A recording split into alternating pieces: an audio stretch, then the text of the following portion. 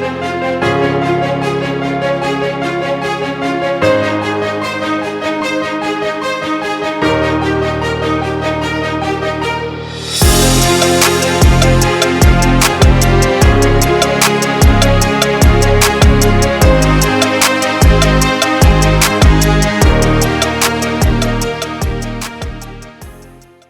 afternoon, everyone. Welcome to the Girl Get Up podcast.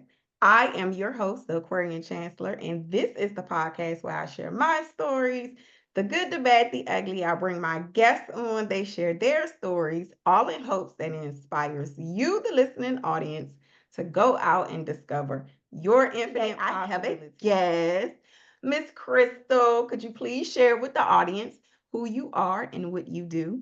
Yeah, absolutely. So my name is Crystal Adair Benning, and I am a 4 times New York Times bestselling ghostwriter, a book coach. I host writing retreats and I write copy.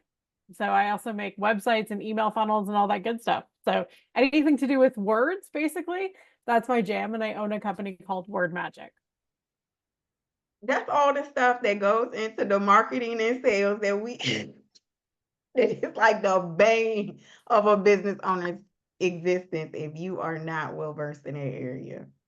Oh my It's true. goodness. Yeah, it's definitely, I mean, it's a business that's a very, very busy industry. I think people don't understand how many words we actually speak and write on a daily business or on a daily basis. And if you're somebody who owns a business, especially, you figure out very quickly that like you'll spend like half your day writing, or you'll spend multiple days a month writing, whether it's social media posts, websites, emails, like marketing materials, all of that good stuff. So I'm the person that gets hired when business owners, I guess, get tired of doing it for themselves and want somebody else to handle it. Frustrated, confused, burnt out. Burnt out, or just simply they don't know what to say, right? Like so Writer's many block. of us, yeah, or we're shy or humble about what we do. We don't like to like put it out there and be like, oh, here's my pedestal. This is what I'm brilliant at.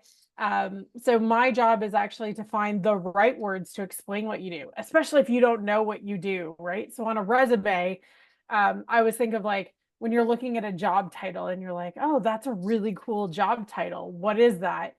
My job is probably to come up with that really cool job title to say, oh, this is the person we're actually looking for, and this is what they do for a living. Wow. So putting words into a actual something tangible. Something tangible. And I mean, the first step to being able to be hired, to creating a job for yourself, to starting a business, it all comes down to communication. And so that is my forte, is being able to say, how can we relate and how can we communicate better with people? So at the end of the day, my whole job, while it is writing words and all of that, really it's communication. It's how do we communicate better with people and how do we meet them where they're at? So for example, if you're new into the workforce and say you're 16, 17, you're working on your first or your second job, and you're just kind of getting started, the language that I would use to reach out to you to entice you to come work for me is very different than the person who's on their like fifth business or their 10th business, or they've made their millions and they're stepping into it. We use very different language, and we have to meet you where you're at. It's really enticing when you're first starting a job for me to talk to you about the amount of money you're going to save and how much you're going to make and what you're going to be able to use it for. But by the time you're on your fifth or sixth business, you are making money and you don't need me to tell you how to spend it. You just want to know how to make more of it and and how to make it easier and better and faster and simpler. But when we're first just getting started, we need the language that says, I'm employable, I'm responsible, I'm creative, I am resilient, I am persuasive. Like that's the language of early career. And as you move through your career, the language will shift. And so my job is meeting you where you are and taking you where you want to go. I know that's smart. Well, thank you for sharing that with us because you kind of cleared up what it is that a copywriter does. Could you share with the audience what got you into that field? Was it a natural progression throughout your life? Was it past jobs that kind of opened up the door for that opportunity? Could you share with the audience? Yeah, so I have an interesting backstory in that growing up, I always wanted to be a teacher. If when you're in like grade 5 or whatever, and they'll ask you like, what do you want to be when you grow up? I, from the time I was little, would say teacher, teacher, teacher. That's all I ever wanted to be. But in high school, I was grateful and honored to join the internship program, and I took an internship. And teacher wasn't an internship that I could take, so I ended up working in the media, and I ended up working for a radio station of all things. Now, this is going back many, many years, so radio was still super popular back then, guys. So I was working for one of the top radio stations in the country. And my job was to actually research and do the writing for all the radio shows. So I was doing the marketing components. I was making the reels and the ads, and figuring out what the on-air talent was going to ask question wise when they were interviewing people. That was my job. And I loved it. But from that, so that was where I kind of started from. And it was an internship. I was learning. From that, I got offered a book deal. So back then, again, we're going back many, many years now, but back then, if you had a decent following, a book agent and a publisher would come and make a book offer for you. They would say, hey, we want you to write a book, and here's what we're going to give you. One of the people that I worked with at the radio station was offered a book deal. She didn't do any of her own writing. She was, in fact, dyslexic, couldn't read, couldn't write. So I did all of her research, all of her background, and fed her everything she needed on stage. So when she was offered a book deal, her natural response was to ask me to write the book. Now, to put this into perspective, I was 14 at the time. I had no idea how to write a book. I barely had figured out how to research and write for the show, but I did have some natural talent. And I say this because I knew I was good at writing, because in school I would do well. I would submit poetry and I would get an award for it, or I'd submit a short story and I'd win an award for it. So I knew I had some talent for it. But I think the blessing in disguise here was I didn't know what I didn't know. I didn't know that I couldn't write a book at 14. Like, my brain was just like, yeah, of course I can write a book. I mean, I can do this like radio show stuff, so why can't I write a book? And so with that foolish optimism, which works hugely in your favor when you're starting out in your career, I just went ahead and wrote a book. Now, when the book came out, I was 15, just about to be 16, and the book went to the New York Times bestseller list within a week. So it became it made the bestseller list right away. And long story short, not knowing, I didn't have more than a verbal contract with my employer. So I never got anything in writing. I did not know. So the start of how I knew where to put things in writing was this story, because I didn't have it written down, which meant that she decided not to pay me the money that she had verbally agreed, and instead offered to pay me in, wait for it, dog food. Dog food. Dog food. So we worked for a radio station. One of the shows, one of the sponsors on the radio station that was running ads with us was a dog food company. We had literally like so much kibble in our office. It was just ridiculous.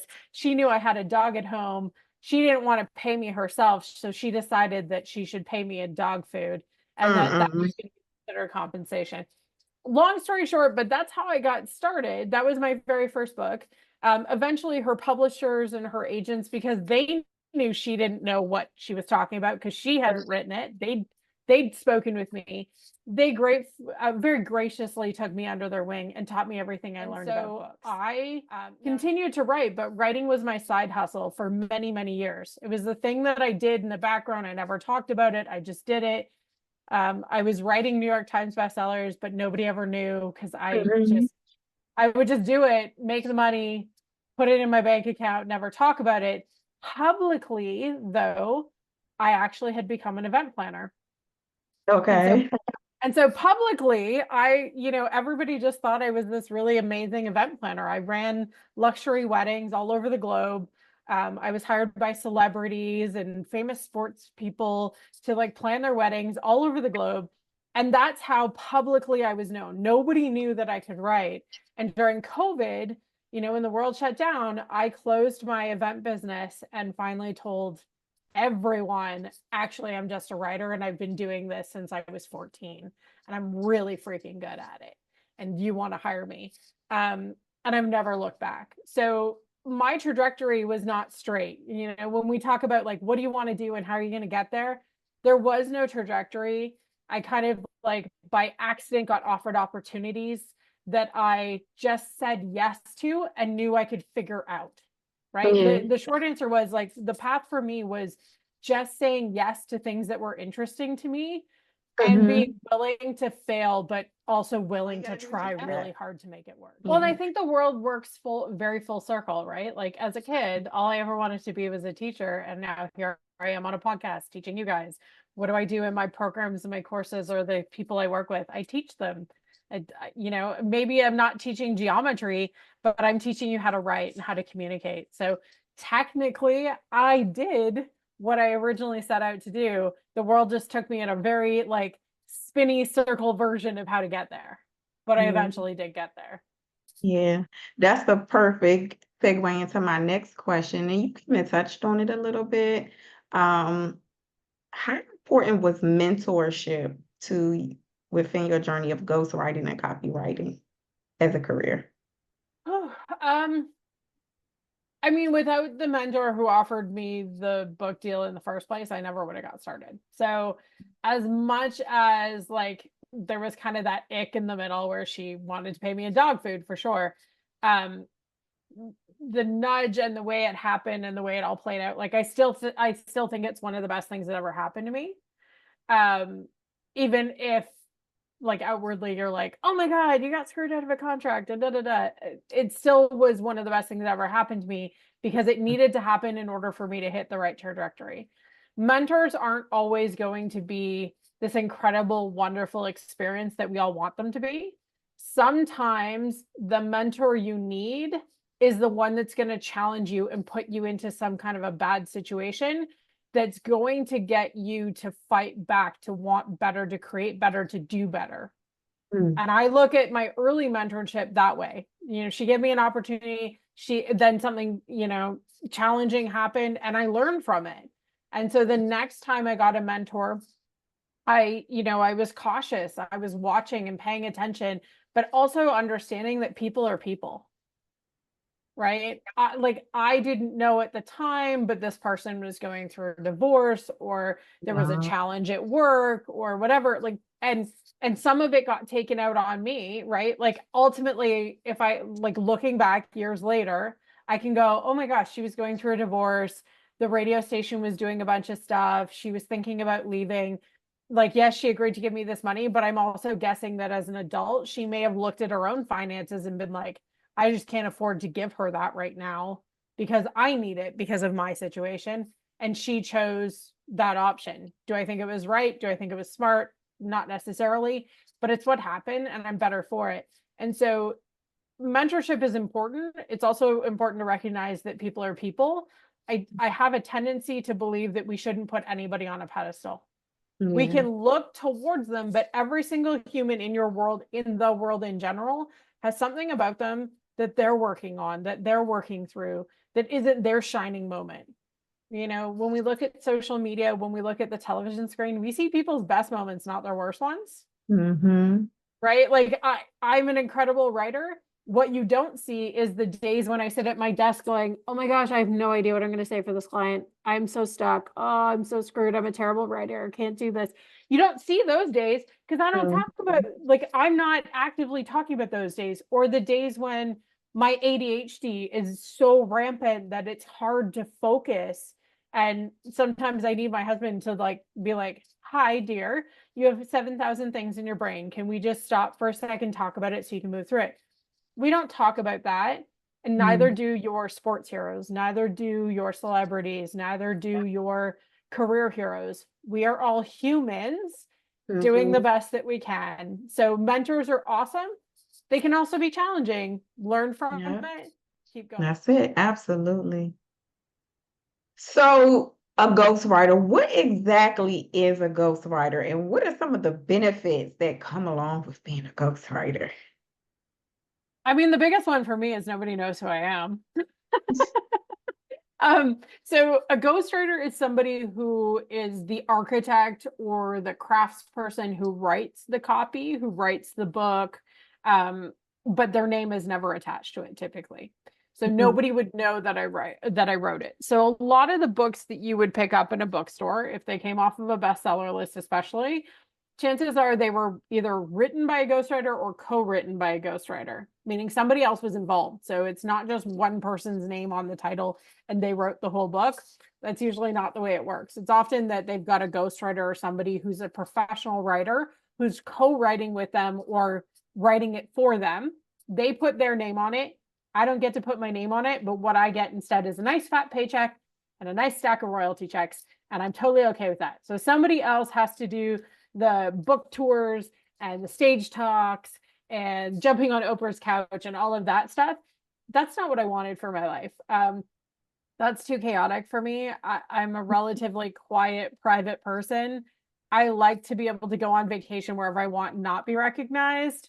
I like that I can be at home with my dog and my husband and, like take time out of my day to eat my lunch on my back patio or sit in my hot tub at night. Like, I like the freedom to make the choices that I want to make for me and not feel judged under the social spotlight of celebrity. Most books, before they're published, whether you self-publish and write it yourself or whether you work with publishing industry, have at least 2 to 3 hands involved in making your book happen. And it could be your ghostwriter, but it's your editor, your agent, your layout designer, your cover designer, the person that's doing the marketing, right? There's like 5 people right there. Are they any less involved in your book?